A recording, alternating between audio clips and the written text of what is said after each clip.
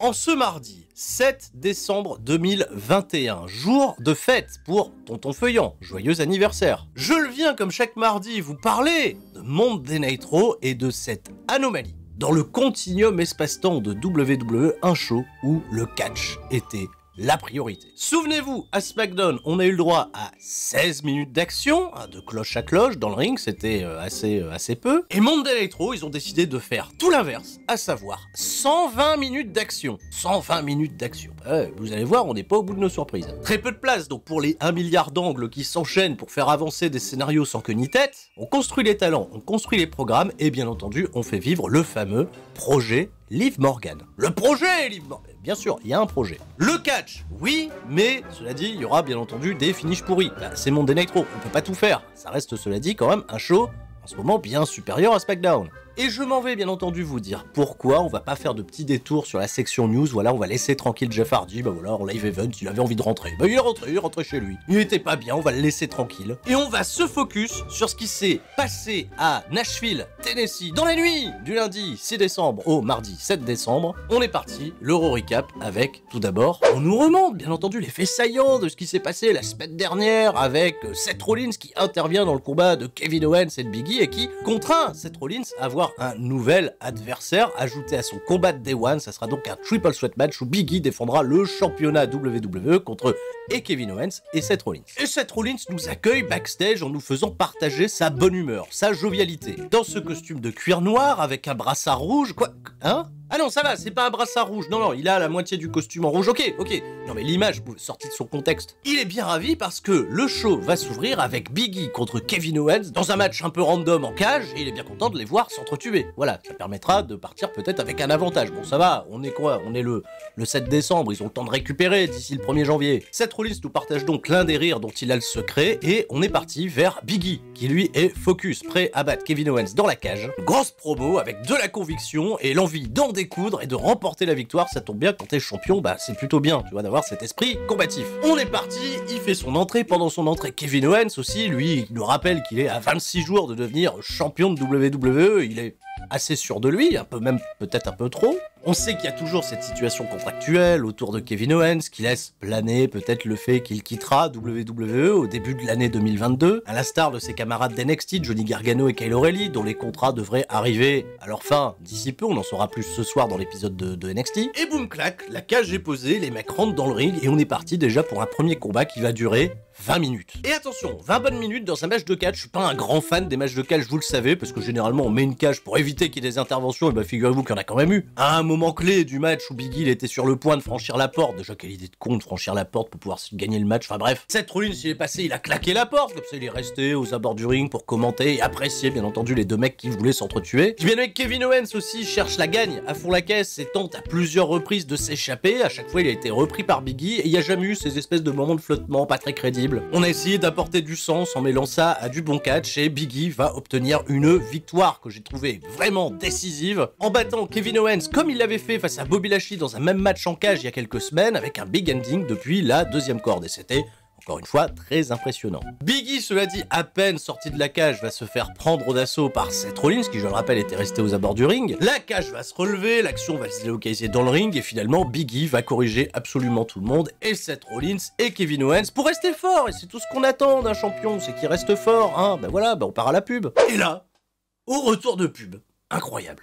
On voit Seth Rollins en PLS, Kevin Owens qui vend toujours et Big E qui est déglingué au pied de la table des commentateurs. Qu'est-ce qui s'est passé? Qu'est-ce qui s'est passé pendant la pub? Eh ben, on nous remonte. Bobby Lashley, il est venu mettre un gros bordel et il a buté absolument tout le monde. Ouais, Bobby Lashley, il est un peu vénère de pas être dans la title picture, donc il a décidé de venir buter absolument tout le monde et de prendre ses responsabilités. Eh ben, bravo, Bobby Lashley. Il a fait ça pendant la pub, comme ça, bah toi, psychologiquement, tu te dis qu'il l'a fait à un moment où il n'y avait pas les caméras braquées sur lui juste parce qu'il a voulu libérer sa frustration. Et Bobby Lashley, je lui dis bravo, parce que du côté de SmackDown, Drew McIntyre, il est pas dans la bataille royale, il doit ranger sagement son épée et faire le clown avec le chapeau d'Happy Corbin quant à Brock Lesnar et Roman Reigns qui se tirent la bourre. Donc voilà, crédibilité pour Bobby Lashley, qu'on reverra un petit peu plus tard nous livrer ses impressions sur cette attaque. En tout cas, il a fait un beau carnage, Seth Rollins, Big E et Kevin Owens, on les reverra pas de la soirée. Le programme de la soirée est dévoilé, bien entendu, ce soir, dans le main event.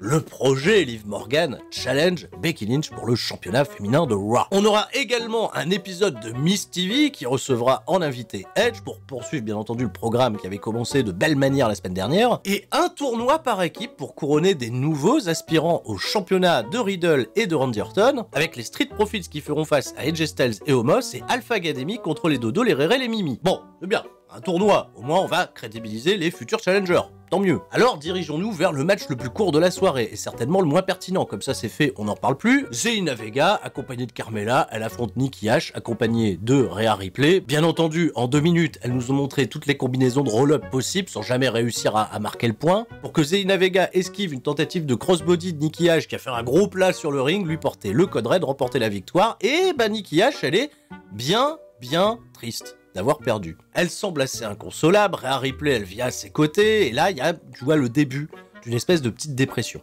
Petite dépression d'hiver là pour Nikki H qui va devoir essayer de se refocus, parce qu'en effet, elle a un peu le syndrome Natalia en ce moment, elle gagne rien. Ce qui est assez intéressant d'ailleurs dans la dynamique de toutes ces équipes à la WWE, c'est que t'as souvent un maillon fort et un maillon faible, et justement, on va reparler de ces maillons faibles tout au long de la soirée. Il n'y a pas Laurence Boccolini ce soir, mais ça y ressemble. On retrouve Riddle qui rejoint Randy Orton dans la Gorilla Position au sujet du fameux tournoi qui était d'ailleurs renommé le RK Tournament, soit. Et il porte une espèce de blazer, et il explique à Orton que ce soir ils vont être les correspondants spéciaux, tu vois, pour commenter l'action, officier, etc. Bon, le délire est un peu rigolo, il y a Kevin Pontois de WWE Fan Patrick, qui vient justement parler de l'idée du tournoi. Randy Orton, comme d'habitude, il est pas chaud, les conneries de Riddle, ça commence à le gaver, et Riddle, il arrive à être un peu persuasif en disant, putain Randy Orton, tu fais rien pour t'éclater, j'ai prévu un blazer pour toi aussi, tu viens avec moi aux abords du ring, et on va aller commenter le premier match du tournoi. Randy Orton, bon ça le gave, mais il décide quand même de faire plaisir à Riddle, il met le blazer, et tout le monde est super content dans le public, voilà. Et puis ils font leur entrée, ils ont l'air cons tous les deux, voilà, avec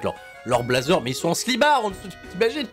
Ils ont des vestes et slibard en dessous, ok. Il y a Riddle qui porte une fausse oreillette, il est hilarant. On est parti à la pub, retour de pub, on n'est pas arrivé directement à l'action, on retrouve la pauvre Nikki H en PLS parce qu'elle a encore perdu, elle est inconsolable, Rhea Ripley elle arrive pas à trouver les mots, et là il y a une fan backstage qui arrive et qui fait « Oh, je pourrais avoir un autographe ?» Et Nikki H elle est contente, voilà, que quelqu'un croit en elle, et ça lui flatte un peu son ego, mais en fait pas du tout, la fan elle était là pour demander un autographe à Jerry Lawler, le héros local de Nashville, Tennessee, qui était là backstage, et puis bizarrement il y avait une fan qui traînait là aussi backstage. Jerry Lawler il a signé le papier, Nikki H évidemment elle est partie encore plus en PLS, et ça débutera un programme qui amènera peut-être au heel turn de Nikki H. Voilà, la super gimmick de la super héroïne, t'as vu, ça marche, ça marche bien, Bon. Premier match du tournoi RK Bro, AJ Styles et Omos contre les Street Profits. Ça fait quelques semaines, voilà, que les équipes se cherchent. AJ Styles, comme d'habitude, tu vois, il prend le dessus, tu vois, au début du match pour se faire là t'es la gueule. Quand il fait le rôle avec Omos, tout se passe mieux. Omos il est imprenable. Randy Orton et Riddle ils sont assez hilarants aux commentaires, parce que Riddle il veut vraiment, tu vois, se mettre un peu dans la peau du commentateur sportif, alors que Orton il s'en bat les couilles, frère, pourquoi je suis là? Omos, une fois qu'il a fait un gros ménage, il refait le relais à AJ Styles. AJ Styles, bien entendu, c'est lui qui commence à se prendre les beignes, à laisser ses adversaires revenir dans la course. Mais malgré tout, les Street Profits ils vont avoir un petit excès de confiance, ils vont se mettre à attaquer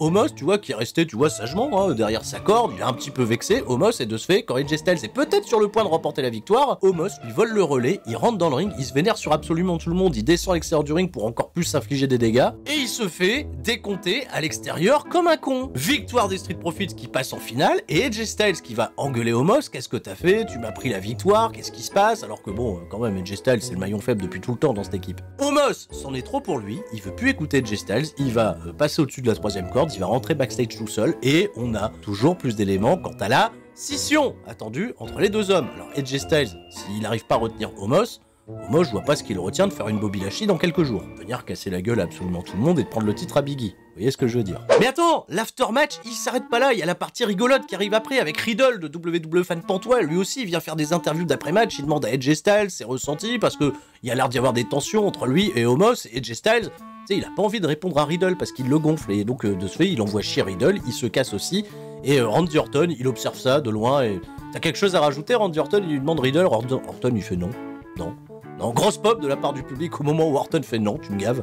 À vous Cognac G, à vous les studios. Sarah Schreiber, elle a une courte entrevue avec la championne actuelle de Raw pour, bien entendu, hyper le combat en main event. Ça va être un grand moment, lui dit Sarah Schreiber, et évidemment Becky Lynch, elle répond oui, ça va être un grand moment. Pour Liv Morgan peut-être, moi ce sera peut-être un lundi soir comme les autres. Becky a la démo assez intéressant dans cette promo, elle va notamment dire que le public c'est à peu près toujours la même chose, si tu es considéré comme l'underdog, ils t'aiment bien, mais si tu commences à trop leur donner, ils se retournent contre toi. C'est vrai que le scénar est assez cool, tu vois, dans cette relation typique de l'underdog et du champion établi, parce que le champion établi, à un moment, s'est retrouvé dans cette position d'underdog, et c'est exactement ce qu'a vécu Becky Lynch il y a quelques années auparavant. Bon, Randy Orton, il dit à Riddle, tes histoires de blazer et d'envoyé spécial, etc., ça me casse les couilles, donc je vais enlever ma veste et t'iras commenter le prochain match tout seul, moi je me barre. Bon, il a dû faire comme Jeff Hardy, il est parti à travers le public et puis on l'a plus revu. Et Damian Priest fait son entrée pour un Open Challenge et défendre le championnat des États-Unis contre Robert Roode. Ah ouais, Robert Roode, pourquoi pas. Là aussi, ils ont donné 10 minutes de match, et Robert Roode, c'est parce qu'il est plus crédible depuis de nombreuses semaines, on l'a plus vu faire du solo, et en tag, ils se sont pris pété sur pété. Il a fait un très bon match de catch aux côtés de Damian Priest. Damian Priest, il a quand même gagné sans avoir besoin à avoir recours, tu vois, à son mode berserk, là où il fait les gros yeux, et puis il commence à intimider tout le monde, pas du tout. C'était juste du bon catch, ça s'est bien rentré dedans, il y a eu des comebacks assez intéressants, même de la part de Robert Roode, j'ai bien aimé ce combat, victoire de Damian Priest, clean, et après le match, il se fait attaquer par Dolph Ziggler, comme ça, ils feront Ziggler Damian Priest la semaine prochaine, et c'est pas plus mal. Voilà, c'est bien, on continue de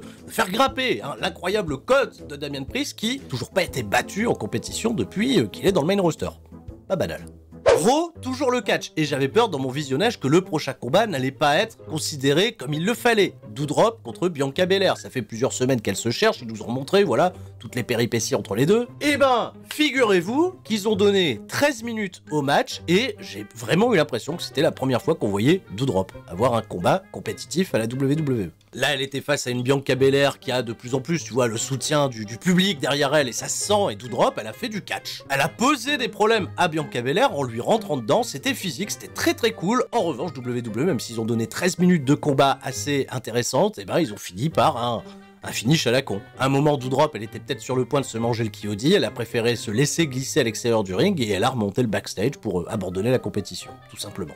Et se faire décompter. Voilà, ça, c'est typiquement le finish de merde, pas trop assumé, mais ça nous a donné un petit avant-goût de ce que les deux femmes pouvaient nous proposer dans un, pourquoi pas, combat en pay-per-view, Day One, faites-le, Doudrop contre Bianca Belair, sans déconner, avec du temps. Ça peut en effet ne pas être déconnant, donc déconnez pas.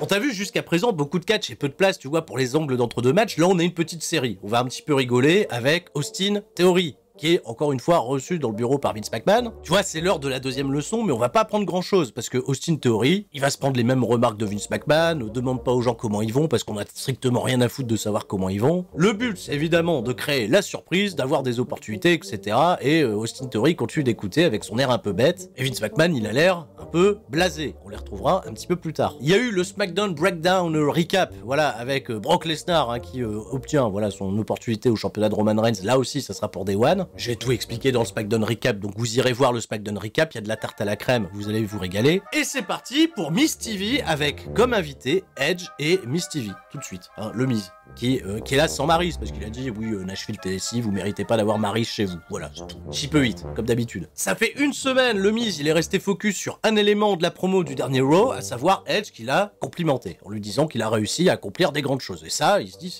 c'est assez étonnant, tu me fasses des compliments. Parce qu'à l'époque, quand j'avais été exclu du vestiaire, on connaît l'histoire du vestiaire, il mangeait du poulet au-dessus du sac à dos d'un arbitre, Chris Benoit il l'a chopé, il lui a dit tu restes maintenant, tu viens plus dans le vestiaire, tu te changes dans le couloir. Un an plus tard, l'Undertaker il a fait qu'est-ce que tu fous dans le couloir, vas-y rentre, allez, fais pas le con quoi. Et là, le Miz il dit à Edge, t'étais pas là, tu vois, pour prendre ma défense et dire que j'étais un bon, tout ça. Mais Edge, il lui a dit, non, mais moi aussi, je me suis retrouvé dans cette situation où j'ai dû payer mes dus, obtenir le respect auprès d'autres. Et même à l'époque, quand on te complimentait, t'en faisais qu'à ta tête, t'étais un vrai trou du cul. Et c'est bien ça le problème, tu changeras jamais. Alors j'avoue, j'aime bien, je suis assez investi pour l'instant dans le programme, parce que si on m'avait dit que Edge contre le Miz, ça serait un truc assez excitant à voir, je vous aurais pas cru. Finalement, pas si mal. Et ça va partir évidemment en challenge pour Day One, le Miz contre Edge. Edge il se chauffe avec le public, vous avez envie de me voir casser la gueule du Miz, bien entendu tout le monde dit oui, et le Miz il fait non, c'est pas que j'ai peur, et là bam, Edge il fait style d'armer un coup de poing, le Miz il a peur, il s'effondre par terre, Edge il se contente juste de sourire, il tourne les talons, il rentre backstage,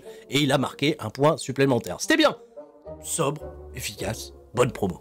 Les Rere et les Dodo les Mimi ils vont aller affronter Alpha Academy, et figurez-vous qu'on est parti à la pub, retour de pub, on a eu une vignette. Vous êtes prêts? Parce que vous n'allez pas me croire. On a eu une vignette pour nous annoncer que Veer Mahaan va bientôt arriver à Monday Night Raw. Bientôt, coming soon.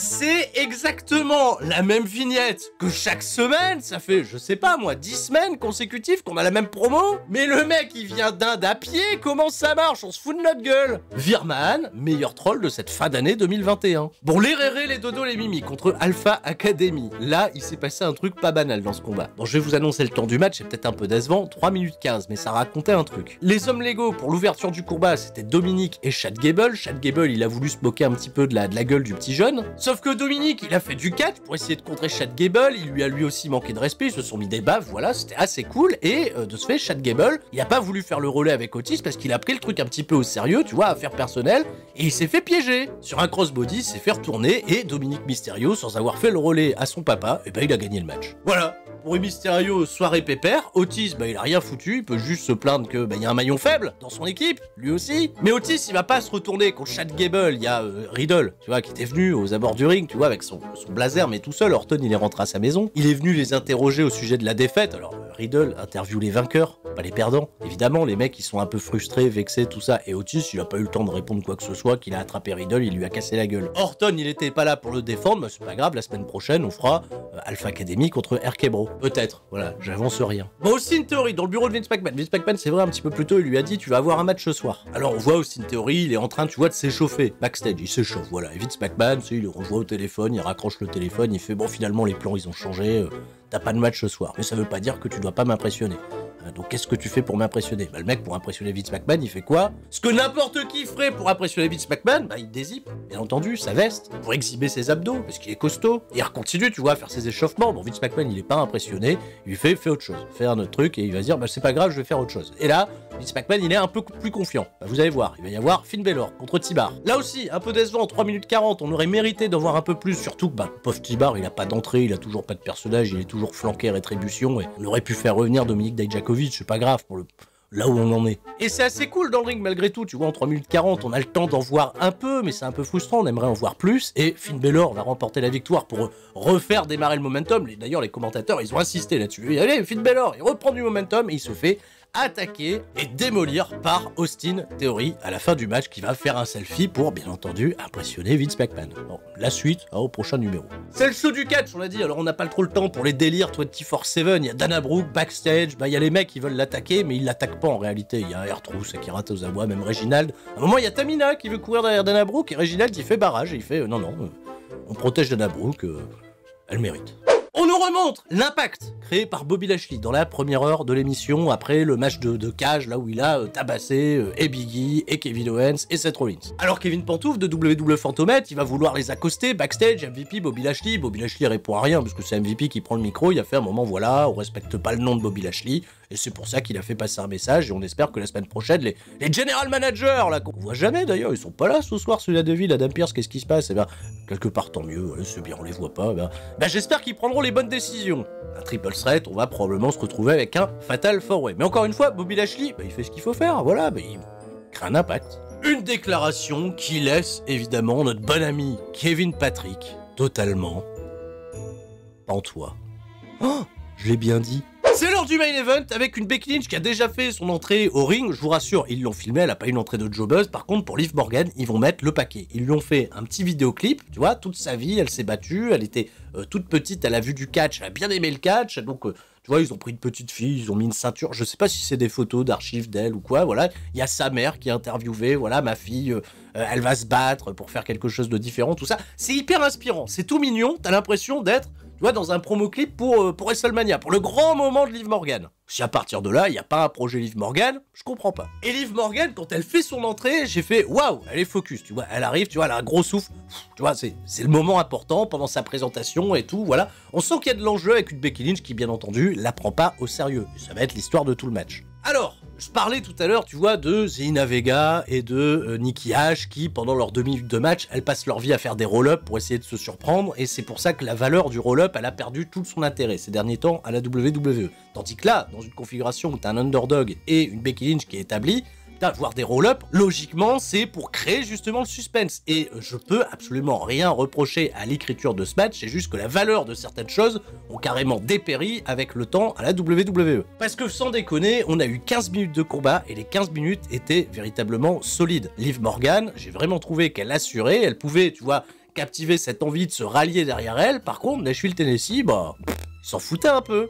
Peut-être que le build-up de Liv Morgan n'a pas été suffisamment impactant. Et on va arriver, bien entendu, à ce finish controversé, parce qu'on a fait monter l'intensité, on a créé le drama. Et après une succession, voilà, j'en parlais, de roll-up, Becky Lynch va remporter la victoire en cédant des cordes exactement de la même manière qu'elle avait battu Charlotte Flair au Survivor Series. Ce qui laisse, bien entendu, un goût amer à cette pauvre Liv Morgan qu'on a essayé de builder, de construire, de chérir en disant, voilà, c'est ton grand soir, c'est pour toi, tout ça. On est parti avec, bah, moi, ce que j'appelle tout simplement de la bonne rage. Eh bien oui, parce que je vous l'ai dit, le projet Liv Morgan, il a besoin d'être travaillé un peu plus en profondeur, et on a besoin de nous frustrer, et je pense que là, WWE, ils ont réussi leur coup à nous donner de la bonne frustration, et ce serait cool désormais que Liv Morgan, elle ait sa revanche. Là, j'ai envie de voir Liv Morgan gagner et de battre Becky Lynch. Mais pour ça, et je l'espère de tout mon cœur, il faut pas lui dire, voilà, c'est malhonnête, on n'a pas mis la VAR avec Michel Beaujolais, elle avait la main dans la corde.